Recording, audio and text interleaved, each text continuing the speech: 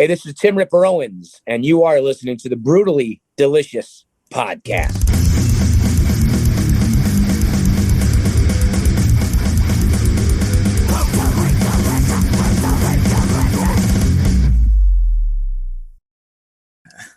You stay pretty busy, huh? I just talked to somebody the other day at Leviathan. You're doing work with them as well. Yeah, matter of fact, I was singing a song here in the studio on one of those songs right now today. So that's funny. I'm in the studio doing something all the time.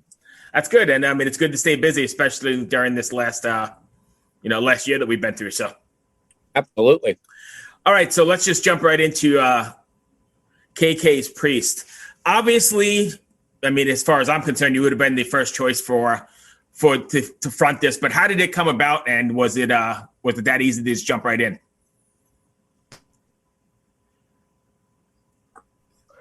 Well, it was.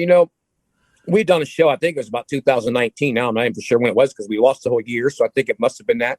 Ken and I did a show, and we had Les Binks was on drums at that show, and Dave Ellison and AJ played guitar, and I think a ball started rolling then. I mean, he did a show at KK did a show at Bloodstock before that. I think he started getting listen, I've seen Ken many times. He's gone to many of my shows throughout the years when I played in England, solo shows I did, and he didn't want to do it. He was out of music and really didn't want to.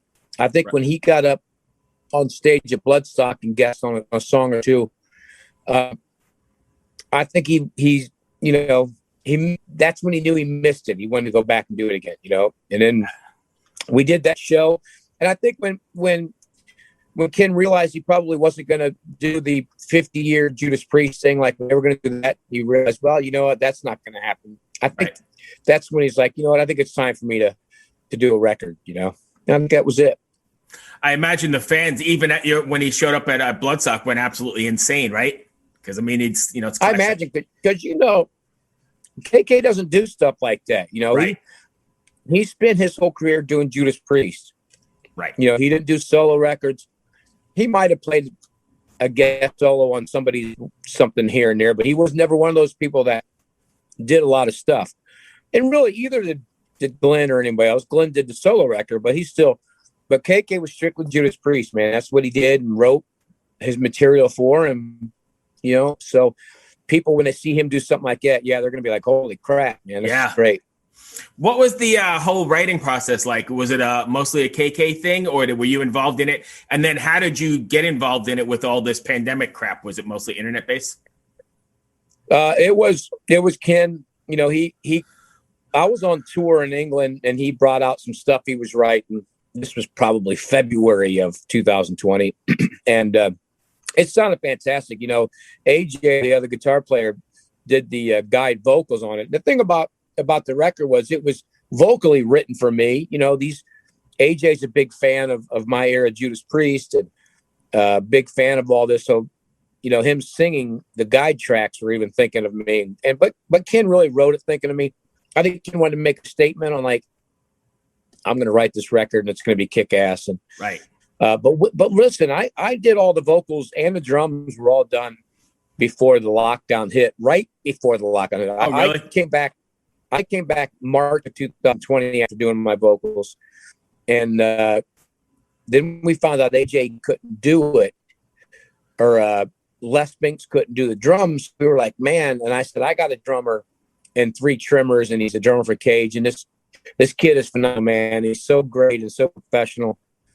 So Ken watched the videos and watched stuff and talked to him. And it's like, yep. So they flew him out there, and he must have come home right when it was before lockdown, because it was the, first half of March as well. Right. So, and then when all this hit, obviously you can't put a record out. So we really just stopped talking about it, because you can't talk about something that you don't know when is going to come out, So, but all the parts were recorded together, and then Ken started changing things around. And then I re-recorded a lot of stuff here in my studio. Not a ton, but you live with stuff and you go, let's change this around. So I was fortunate that I was able to a couple, like Sermons to the Center. I think all the verses I sang again here, because originally they were raspier. Mm-hmm. It was more of a raspier attack and a little power that way. And then we decided to do it a little bit cleaner. So I re-recorded them cleaner here. But most of it was recorded together. So we were pretty fortunate. Did you write it all together too? Were you over there during the writing process, like as far as your lyrics and all that stuff go? Or were you? No, Ken had it all done. I mean, he was really he really strived to do this himself. And like I said, AJ was a big part of it. Probably even in the writing process, I imagine he was there a lot as well. And I mean, I'll tell you what, AJ can sing. And I'm like, holy crap, man, you really? You're singing like Ripper there, my friend. Now, remember, I'm a little bit older now, so let's watch what you're doing. That's kind of funny. Did you? I mean, I guess the Hellfire and Thunderbolt's out, and the bits and pieces are leaking out here and there. What's the reaction been from the fans? Because I imagine it's great because you're part of the Priest clan. Yeah, I try not to read too much. I mean, if you probably go to a Judas Priest only page, probably, hating on me like I always do. But it's been really good. I mean, a good test of that is going to the YouTube video of it, because all kinds of people go to that. So it's been really a good one. I mean, I don't know what people are going to expect. There's some people, you can tell when people haven't followed my career at all, as I've been saying this in interviews, is they'll go like, wow, Ripper's singing high. I didn't know he could sing high like that. Or, wow, Ripper's trying to sound like Halford. I'm like, listen, I've been singing for 30 years on this stuff, man. I mean, have you not followed any of my career at all? Right. Iced Earth, Three Trimmers, I mean, Scream Machine, Winter's Bane before Judas Priest. This is how I sing, even in wider range. I don't sound anything like Halford. I mean, I don't know what. This is how I sing. So whenever somebody disses me for that, saying I'm trying to sound like something, or I'm like, you've not even followed my career at all. I mean, you can't say that if you haven't followed somebody's career, But it's been a great response. I mean, the songs and how they're written by KK Downing. I mean, I don't know what else you expect. This guy wrote Judas Priest songs for however many years. I don't know, 50, I guess. Right, ever. Right. And he's never done anything else. So this goes to show you this is how he writes. Most of the time, when someone does say negative, like, I wish you would have done something different. I'm like, but then again, if you would have done something different, then you would have hated that too. I mean, he wrote like KK Downing. He didn't write like Judas Priest. He didn't write like anybody else who wrote like KK Downing. So the majority of the responses has been really good. And listen, we're not, paving new roads here. And It's not rocket science. We're doing what we do, heavy metal. Right. And you're not reinventing the wheel. And I imagine he can't write any different than he writes. He just happened to write for Priest for most of his career. So, I mean, and you know what? I'm sure he can write different. Right. And this song has a lot of different things going on. I mean, people hear one song, then they hear the other song, and they go, oh my God, it's just like this record. Or listen, there's a whole record still to go. You got a whole record, but KK's writing, like I said, KK's writing, KK Downing likes to write, period. Right. What are you guys planning on doing is now that the world is opening up? Or is there kind of any plans to take this on the road or anything yet? Man, I hope so. I stopped booking solo shows and things after July 30th, so they better have something in the works.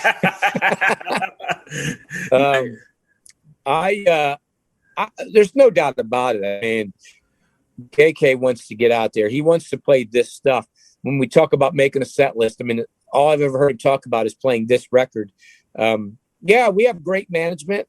We have a great label that's behind us, and that's the plan, is to do when it's opened up enough to do it. I mean, the problem is it's opened up enough now, but you have to book far in advance. I mean, you just can't open up and then book a tour next month. I probably can solo because I'm playing in smaller places. Right. You have to do it, we have to do it right. So yeah, the plan is to do whatever we can to get out there on the big stages, whether it's going out there with another act, or other acts, or just us. I mean, the plan is it's to go out there and do it right.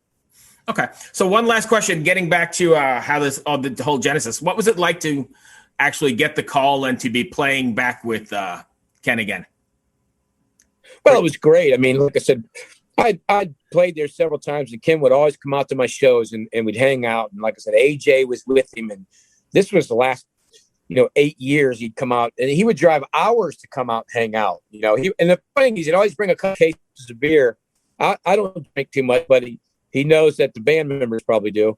So he would always bring a couple cases of beer and put it in the van, in the trailer. But it was great. The thing is, I'm pretty busy, so it wasn't like I was sitting at home with nothing to do. Right. That was the only issue at the time is I was touring with Three Tremors. The Dio hologram thing was going to be coming up. So I had to pretty much say, listen, I'm going to have to stop doing everything and be 100% with this. And that was the only issue. Could I do that or not? As great as this is, I still got to make a living, and I can make a living. I tour 75% of the year, Right. But I was 100% for this. I was 100% in on this. So I said to the management and everybody, I agreed to go. I'm totally in. And I was really excited. I was excited because I was just like, Hank, listen, I got along great with everybody in Judas Priest. I still do. When I left Judas Priest, there was no bad feelings. It had to happen at that time for all of us, really, to be honest. Mm-hmm. And so we all got along. So that was the great part. And then Ken's so easy to work with. He's such a good friend that it was exciting to just get back and hang out. I've always said the biggest thing I missed when I was out of Judas Priest was just hanging out with him. Right. Going to dinner, having a pint, talking on the bus, just hanging out was the best part, really. And so that's what's going to be great, is just hanging. He's such an easy guy to hang out with and have fun with, and the material's so great. So, but it was great when he said, let's do it. I'm like, I'm in. 100% in, right? 100% in. Well, I appreciate you doing it. I love the stuff. I can't wait for more of it. I'm hoping to see you guys over here at some point. I don't know if if the states are involved in any of this yet, because I know everything's still trying to be opened up and blah, blah, blah. But I appreciate you taking the time as well. Yeah, listen, we're pretty open. We're getting open here in America. It's pretty good. We're starting to get it rolling again. And I'm ready to get there. And any other, you need anything else, any other time you want to chat or whatever, just get a hold of me and we'll hook it up. And you got any other questions? I'm here. I'm ready.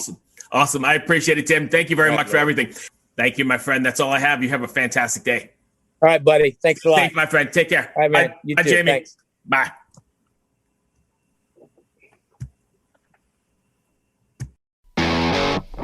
Ever wonder what a punch from Elton John feels like? Or how you'd cope with having turned down the chance to be in Nirvana? Or what signal Keith Richards gives when he wants you to get the hell out of his hotel room? Fans of Too Much Effing Perspective don't have to wonder, because they've heard these exact stories and a jillion others on our podcast. I'm Alex Hoffman, former tour manager for Radiohead. And I'm musician and comedy writer Alan Keller. On the TMEP show, we get guests like Nancy Wilson from Heart, Jeremiah Freites from the Lumineers, and Modern Family's Julie Bowen to tell us things they may have only shared with their therapist, clergy, or a TMZ stringer. So join us on Too Much Effing Perspective. That's EFFING Perspective. The only podcast you crank up to 11.